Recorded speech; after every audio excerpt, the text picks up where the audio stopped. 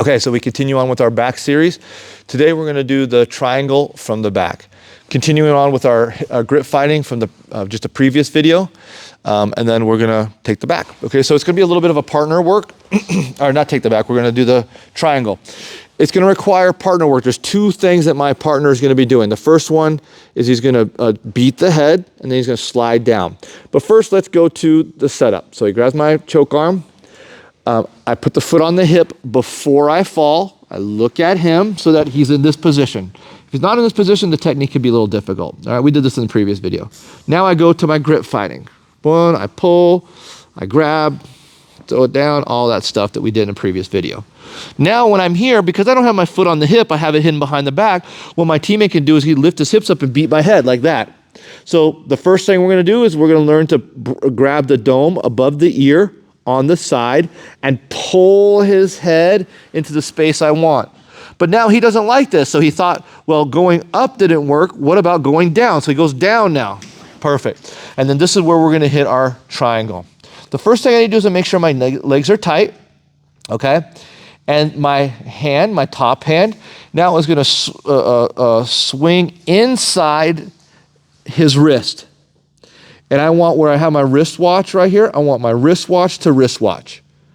And then my other hand that was controlling his knuckles is gonna let go and go on the same arm. So what I'm doing, I'm doing like a curl. Now I won't be able to curl the person's arm because he's gonna be defending, but the combination of me with the intention of curling and my hips pumping in, see how I elongated? So the combination of this is gonna allow me to rotate. So right now my chest is facing the camera.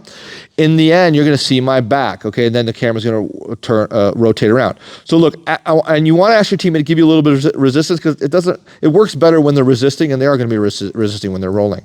So don't think you're gonna be able to just pull the arm.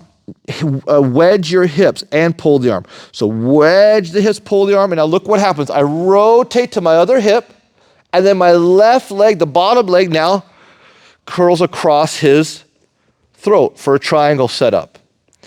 Okay, and then I lock up the triangle. Now, if you have the ability to lock up the triangle and put the foot behind the back, great, do that. But sometimes depending on your partner, you won't be able to put the foot on the back. You can put the foot on the hip, no problem. Just try not to bring it like this because it loses the tension.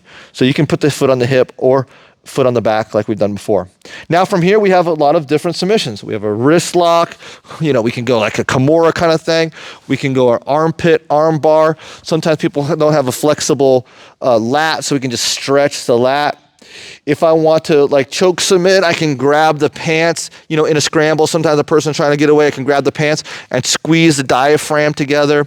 Otherwise, another option, if he doesn't let me have the pants, is I put my hands on the mat. I lift my butt up and I slide my knee down as I slide my butt back for a submission. Okay, so that's another option. Okay, so same fighting sequence from the back. Okay, the teammate puts the weight forward to beat the head. And what does beating the head means? It means that my teammate has taken his head from the choke arm side to the opposite side. So now my head and the choke arm are on the same side. That's not good. I can't choke him, submit him here. I need to be like this to be able to submit the person. So first he beats the head, I pull it back. Then he slides down, and that's where we're working our inverted or back triangle from. Okay.